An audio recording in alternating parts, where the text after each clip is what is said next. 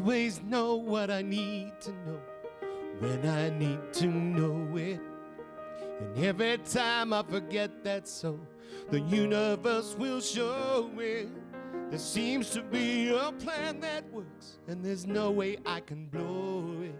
'Cause I always know what I need to know when I need to know it.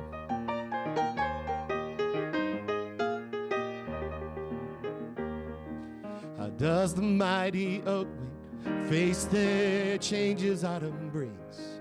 He doesn't worry if he'll grow new wings when it's spring. Let me be that trusting, let me let go. I know the buds are on their way, though I'm naked in the snow.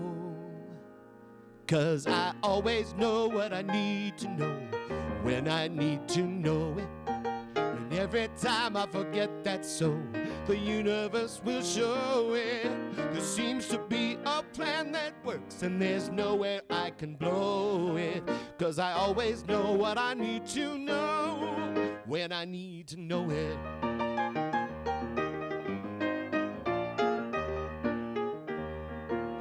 How does the tiny robin feel when she finally leaves the nest? She takes a giant leap of faith and lets nature do the rest. Let me be that faithful, let me dare to fly. Though my wings are frail, they will not fail, and there's a simple reason why. 'Cause I always know what I need to know when I need to know it. And every time I forget that so, the universe will show it. There seems to be a plan that works, and there's nowhere I can blow it. 'Cause I always know what I need to know when I need to know it.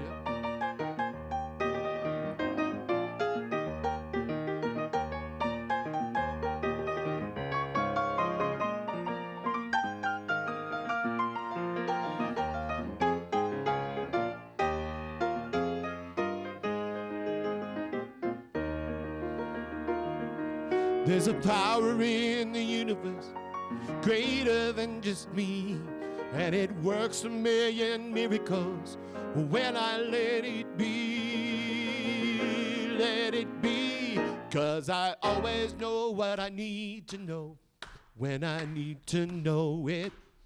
And every time I forget that so, the universe will show it. Seems to be a plan that works, and there's no way I can blow it. 'Cause I always know what I need to know. Yes, I always know what I need to know when I need to know it.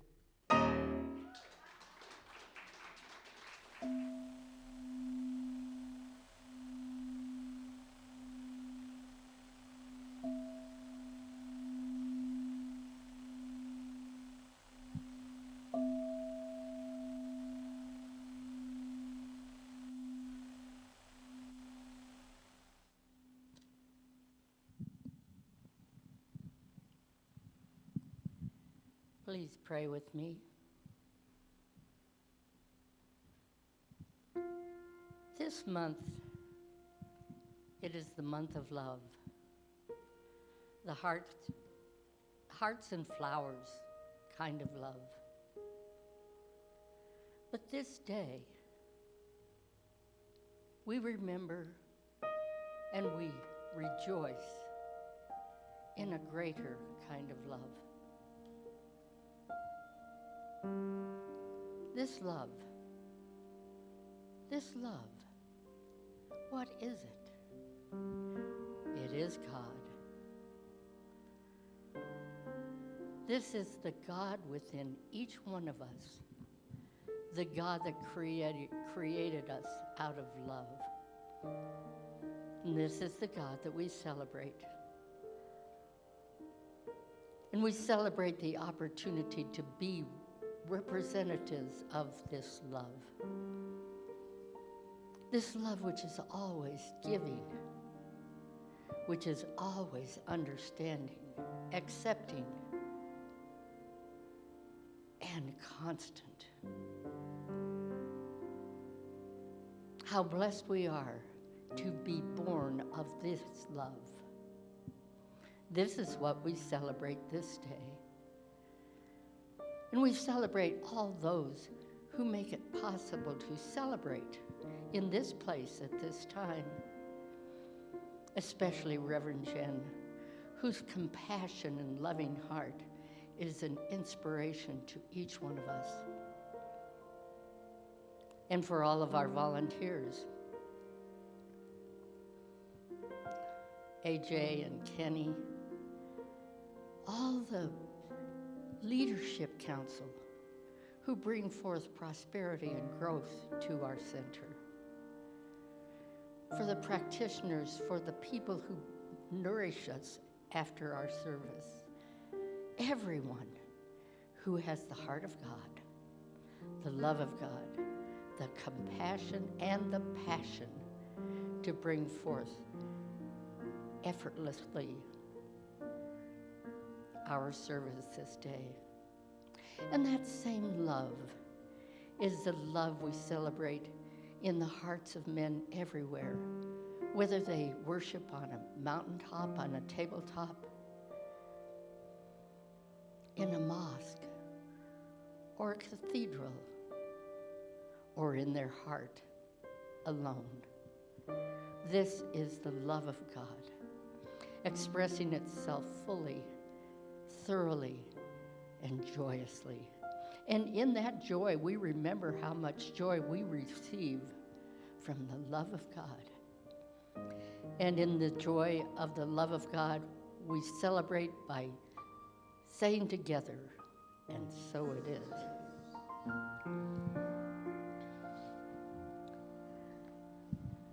The first of the words of inspiration today is from the Tao. When I let go of what I am, I become what I might be. And when I let go of what I have, I receive what I desire. And Martin Luther King Jr. says this: darkness doesn't overcome darkness. It's only light that can do that. And hate cannot drive away hate. It's only love that can do that.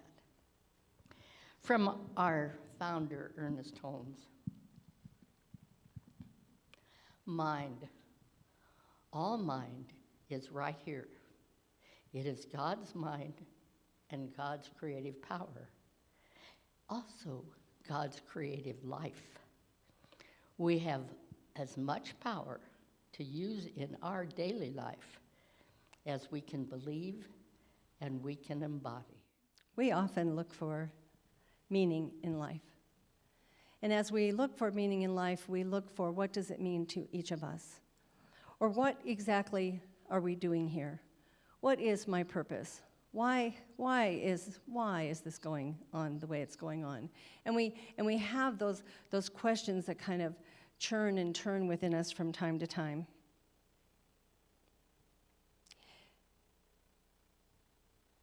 I want you to consider for a moment that when those questions come up, the part of you, because we know that the answer's within, we just heard that in that song, we always know. But where is that knowing coming from? Because the truth is, it's not coming from the intellect. We can logicize and rationalize about a whole lot of stuff that's going on. But can we do that in the concept of bringing meaning to our lives and to realize what is our purpose and why are we here?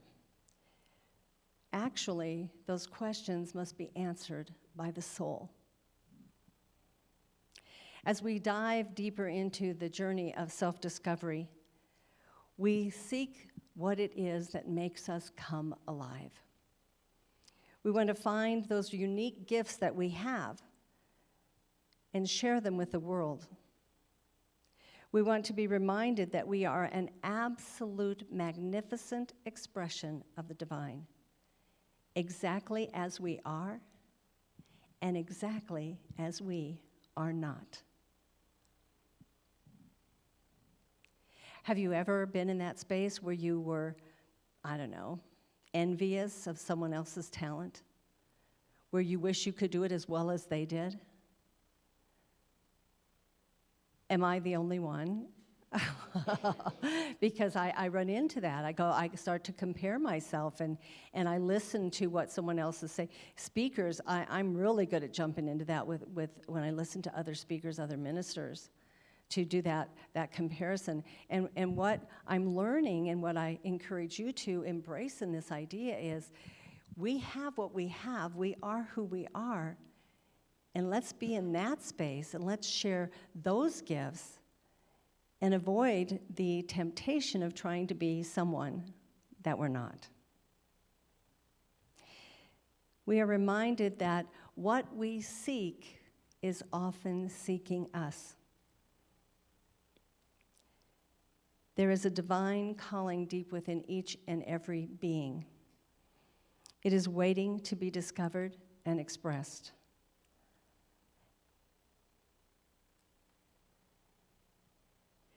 And one of the greatest feelings that we have when we make this discovery is that place that we move into the flow.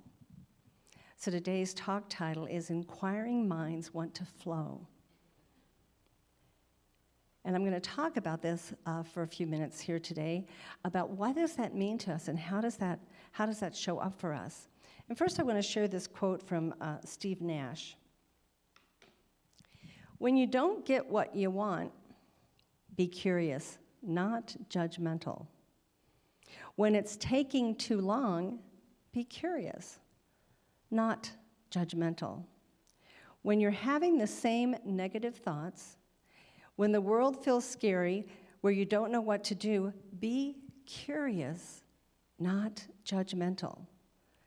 When the path seems to come to an end, be curious, not judgmental. I found this so profound that we would use curious as the opposite, at least in this particular argument, to judgment. And isn't that true? When we're questioning, when we're curious, when we're seeking answers, we're not judging. We're looking for answers. We're looking for what does it mean to us. When we want to fuel our curiosity in that concept, again, of the question, why am I here? What is my purpose? This can propel us to take a deeper look at the things that make us unique as the individual we are. We're all curious about this journey through life. We often seek answers outside of ourselves. And what we ultimately find out is that the answers were with us all along.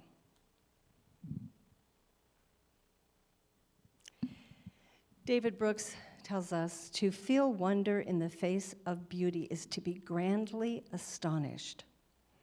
A person entranced by wonder is pulled out of the normal voice in your head self-absorption and finds herself awed by something greater than herself. There's a feeling of radical openness, curiosity, and reverence. There's an instant freshness of perception, desire to approach and affiliate. Now, I'm just wonder if anyone got stuck on the terminology where we used the feminine gender in this quote as opposed to the masculine. So you can take that and you can change that from herself or himself. But what does that mean? What is this about? To feel wonder in the face of beauty is to be grandly astonished. This happens every time we go out in nature, and it happens other times as well. So for me this week, I had a circumstance that showed up, and my beautiful car that has been telling me for weeks something wasn't quite right, finally decided to tell me, done. And the not quite right piece that I kept thinking, ooh, is that the battery? Ooh, is that the starter? It was kind of sluggish in the mornings. Is it because it's really cold? That's what was going through my head. Did I follow through? Did I do anything about it? Well, of course not.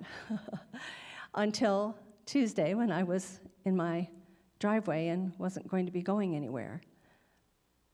And what happened from that moment forward, of course I took it to prayer, was people started showing up and things started happening and things started unfolding, and I started getting excited. And I went on an adventure. I mean, I went to O'Reilly's Auto Parts. I haven't been in O'Reilly's Auto Parts in years. It's not one of the places that I frequent, but I met some cool people there. I had some great suggestions for things that they could do when they don't have customers in the store. We had some laughs. We had a good time. We went outside. We had I invited a few people in the parking lot to join us for a lesson in how to change out the battery. I mean, I was really having a great time.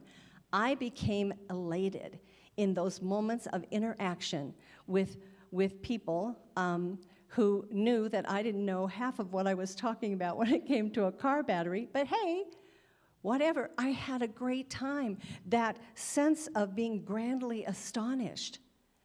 It took less than 2 hours from the moment the car wouldn't start to get through all of the process, to get the guy to come over that had to, from the what is it called, the roadside assistance came over and charged it, and then I got to O'Reilly's and purchased the battery.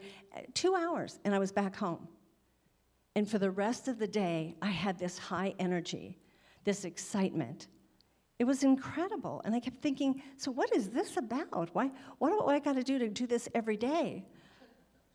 The next day, I went outside, and I'm walking the dog, and I walked around the yard, and I stopped, and I looked up at one of my ponderosa pines, and they're just enormous.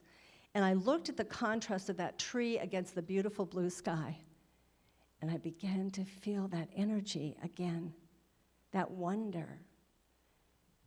When life goes right, when we touch nature, when we view it and we see it and we pay attention to it, because it's always there, but we have a tendency to overlook it and not pay attention. You see that when we find something that sparks an interest, sparks a part of us that helps us kind of get excited about something, it delights and it challenges us. I could have fallen into a big puddle of tears over the battery.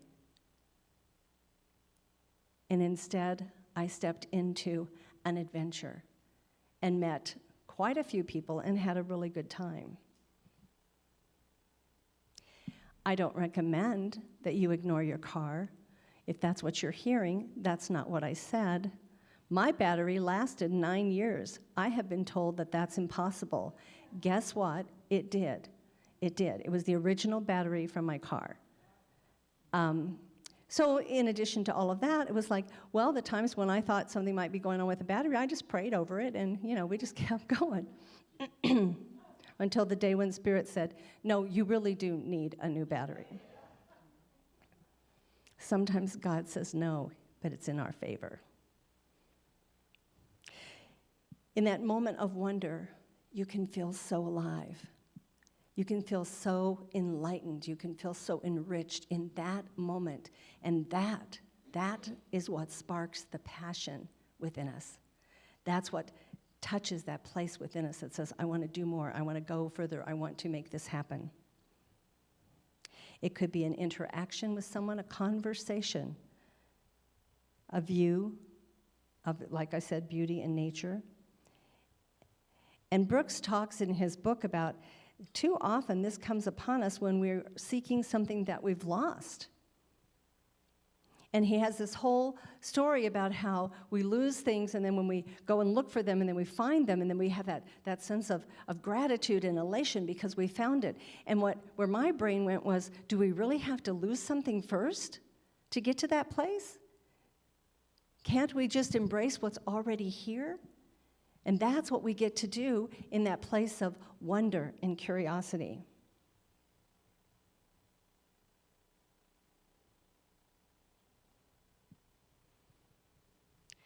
We become aware in this process that we are more than we ever imagined. We begin to realize that each one of us has a unique purpose. As a unique expression of the divine, we are here to share our individual gifts. So one of the things I want to point out right here is that We all have our own gifts. We all have our own skills and capabilities. We all have that beautiful part of who we are, that personality that is unique to us. The first thing I want to remind you of is stop discounting or discrediting you. What if I am an amazing being? What if you are as incredible as someone has told you? What if someone has walked up to you and gifted you with some beautiful compliment and it's the truth? Turn off the chatter that's shutting that down. Turn off the chatter that says, they don't know me, but you don't know me. Don't argue with it. Embrace it and accept it. This week would be a great week to just allow that to happen. Every day get up and say, I am a great, beautiful being of the divine. And everything, every talent that I have was gifted to me by God. How am I going to use that today? And move forward in that positive mindset. Recognize how important you are in your life, in the expression of who you are. Just showing up in the room, showing up in an interaction with others. You are of value. You are unique. You are important. Breathe that in. Breathe that in. Recognize that if we do not share these beautiful gifts that we've been given, they will never be shared because they were gifted to you to share in your own unique way.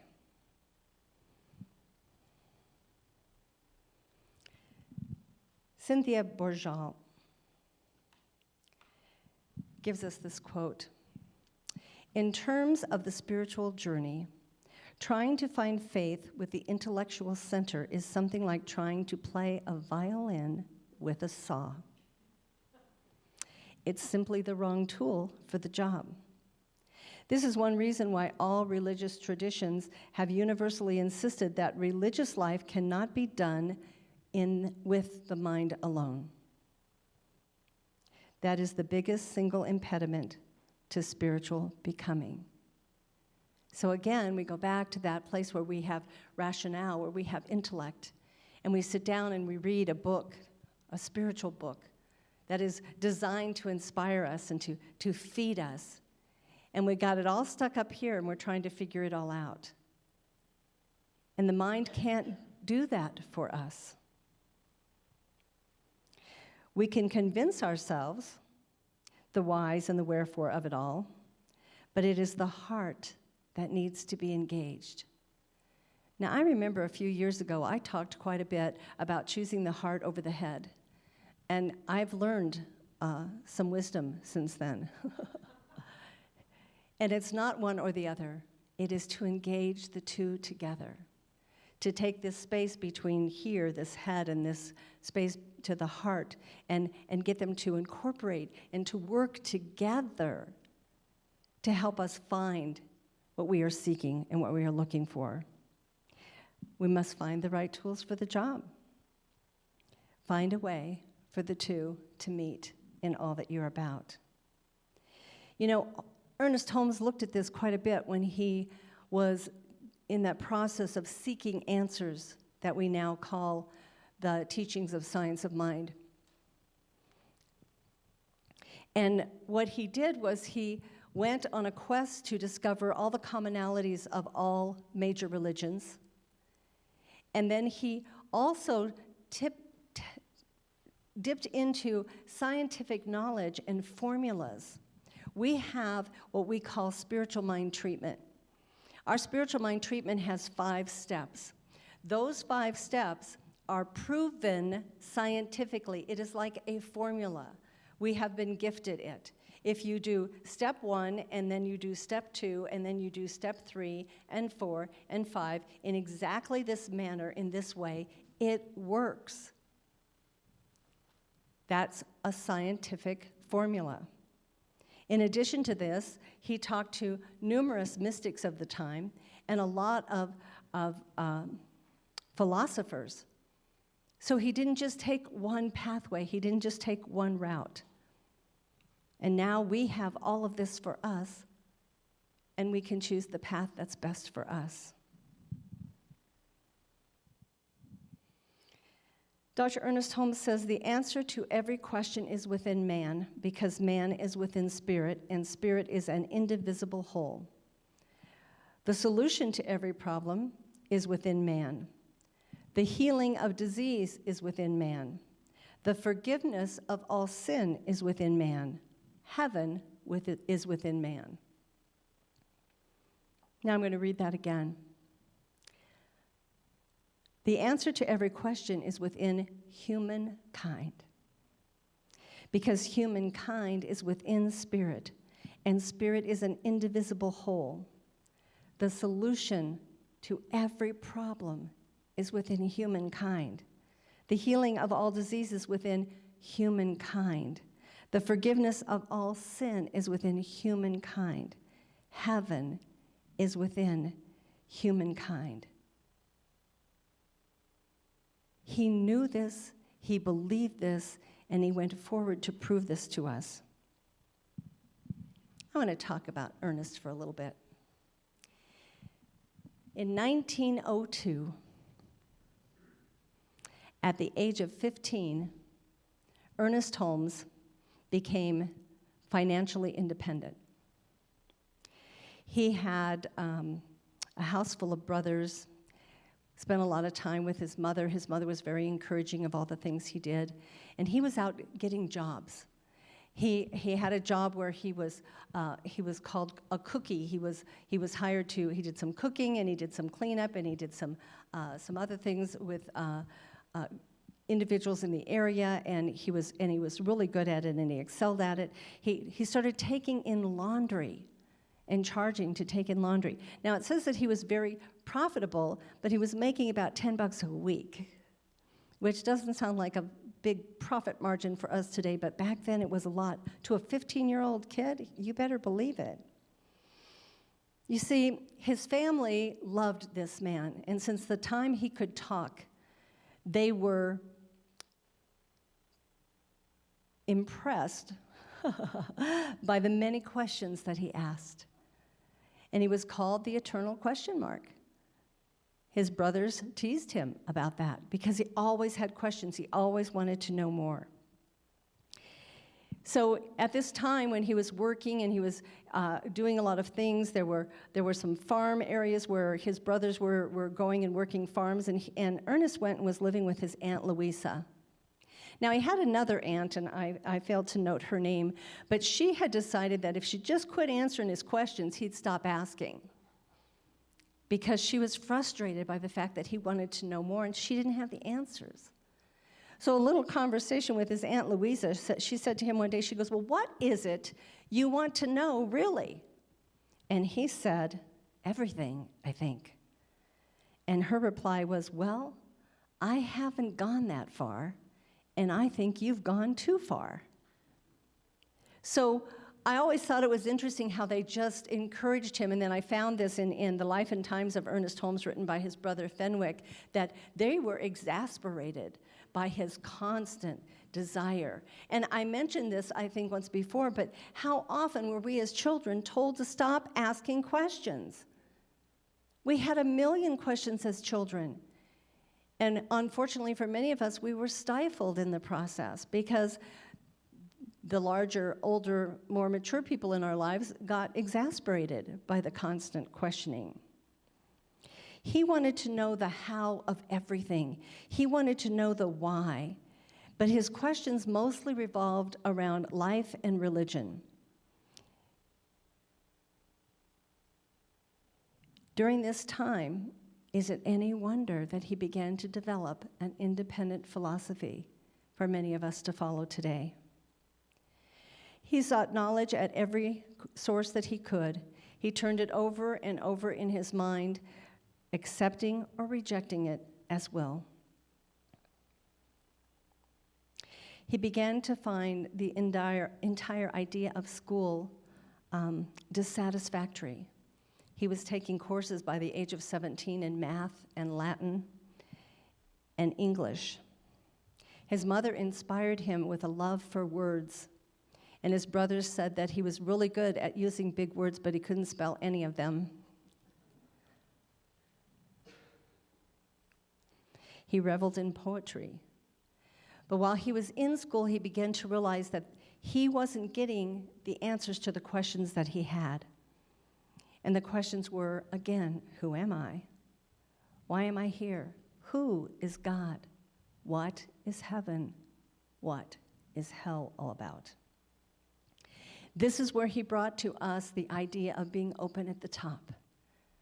His entire life was devoted to questioning. When someone who had never met Ernest Holmes before met him, he did not sit down and start preaching to them about what he believed to be the truth.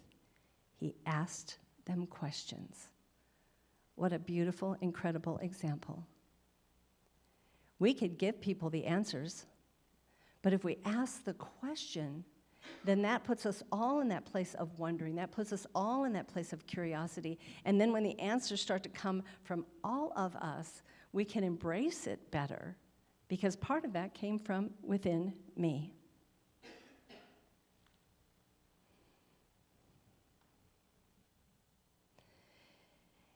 He also tells us this. In expressing more life, we are expressing a greater degree of infiniteness of spirit. We are completely personifying it. This is the real purpose and meaning of existence. It is the nature of spirit to express through us, not in limitation, fear, or want, but in freedom. How beautiful. So we can pull from this the knowledge that as we seek, our answers will come to us. We might need to be persistent. We might need to be a little bit more consistent and committed to getting those answers. And then as information comes to us and we get excited and we become more and more enlightened, we realize that we are expressing to a greater degree that very presence within us, within each of us.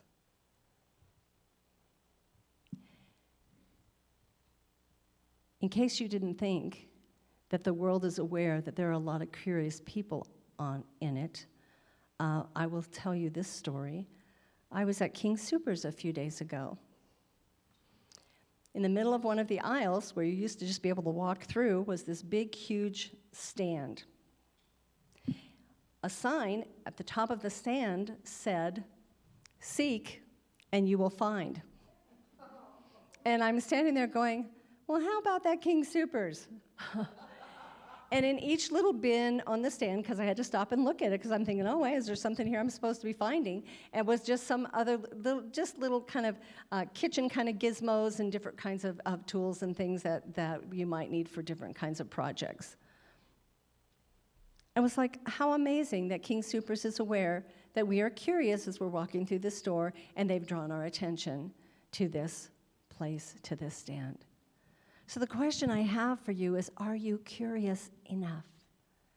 Are you willing to seek the answers for you?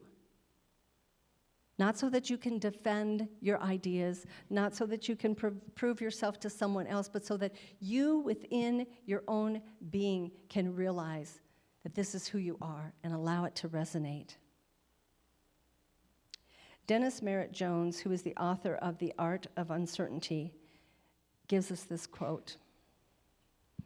The pathway to the top of the mountain is lined with campsites along the way, occupied by those who yielded to the resistance of walking the path of uncertainty and who weren't able to embody the deeper meaning of commitment to going the distance. The universe conspires to support us when our commitment takes us past the point of no return. And the point of no return always opens the door to the mystery of what lies ahead on the pathway of uncertainty, to that which is yet to be. So we're reminded here of our own individual personal commitment to life. Are we willing to go the distance? Are we willing to do whatever it takes to find the answers for us? Whatever it takes 2 words, huge impact in our lives. Apply the energy and the work to the outcome we desire. I think too often in my past, maybe not so much in recent years, but there was a time when I would be plugging along. I'd be so excited. I'd be passionate, and after a certain amount of time, you start to wear thin. You start to get kind of tired. You start to get exhausted. It's not working the way you wanted it to. It's not coming together the way you thought it would. And I might have stopped and said, you know what? That's good enough. We were not placed here to live in the world of good enough. Because, my friends, you see, good enough is not now, nor will it ever be enough. You are worth so much more. Each one of us is worth so much more. We are worthy of our dreams coming true. Not just the little dreams, not just the little goals and the things that are easy to attach to attract and to accomplish, but the big stuff. We are worthy of that. We were created in greatness and worthiness. You have the right, you have the desire to be all that you can be. So let us be encouraged this week to embrace our greatness and create the lives that we are ready to create, remembering that each one of us is the place where God lives. And if we shut down, if we hold back, the world will not experience Spirit expressing through us as it was designed. Let's take time this week to be curious and to tap into that beautiful divine flow. Please pray with me.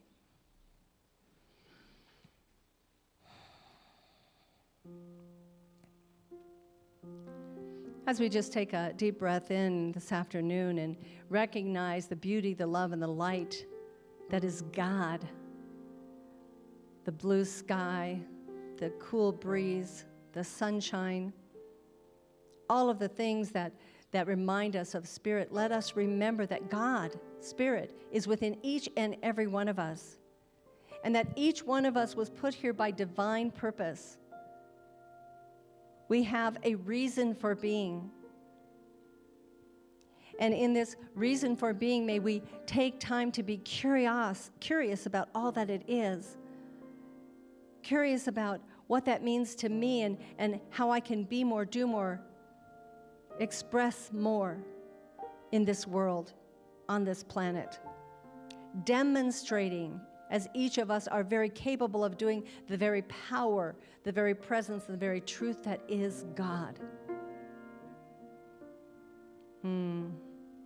How beautiful that is, how exciting that feels. And so this week I know we go forward seeking answers, questioning the whys and the wherefores, allowing ourselves to be open at the top, allowing more and more information to come to us. But not just information that touches into the mind, but that knowingness, that awareness that touches the heart and the very soul of who we are. Let us dance in the beauty of all that we are and all that God is within us. And so today we just bless all people. We bless all people everywhere, whether they are here in this room or watching this video online or maybe not even aware of what is going on here in this space, but living their lives and plugging along. May we know that they are blessed, and may we send blessings of love and light and to the responders in Turkey and Syria and to the people, the many, many people who have been impacted by this unbelievable earthquake. And as we do that, may we feel in our hearts that kindred spirit, that connection we have to others, knowing that we are all one. We are all united, humankind, together in that very essence and energy of spirit. So I call this good. I call it perfect and blessed. And I simply release this unto the law, where it is all taking place in divine mind. We let it go. We let it be. And together we say, and so it is.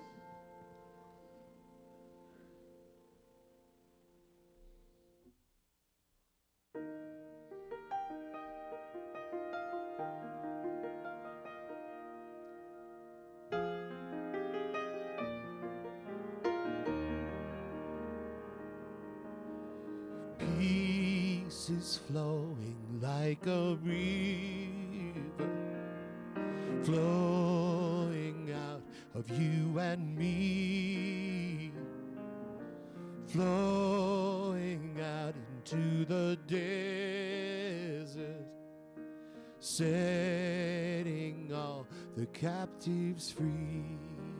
You can sing it with me. Peace is flowing like a river, flowing out of you and me, flowing out into the desert, setting all the captives free.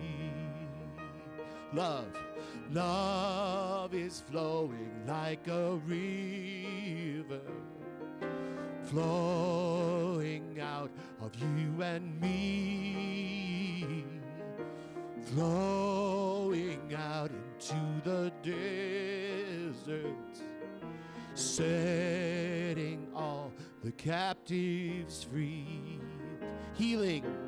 Healing's flowing like a river, flowing out of you and me, flowing out into the desert, setting all the captives free. Hallelujah. Hallelujah, hallelujah, hallelujah, hallelujah, hallelujah, hallelujah, hallelujah, hallelujah.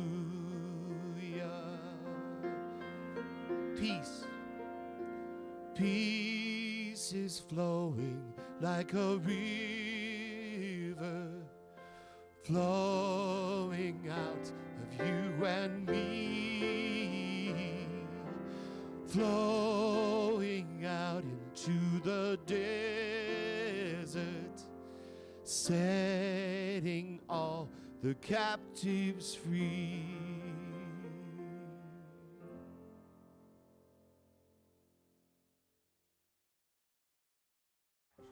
Hello, I'm Reverend Jen Wild, Senior Minister for New Dawn Center for Spiritual Living. New Dawn Center is a global community, and we welcome all people, all paths, all ways of thinking, all philosophies. So know that you are welcome here, and thank you for joining our online community.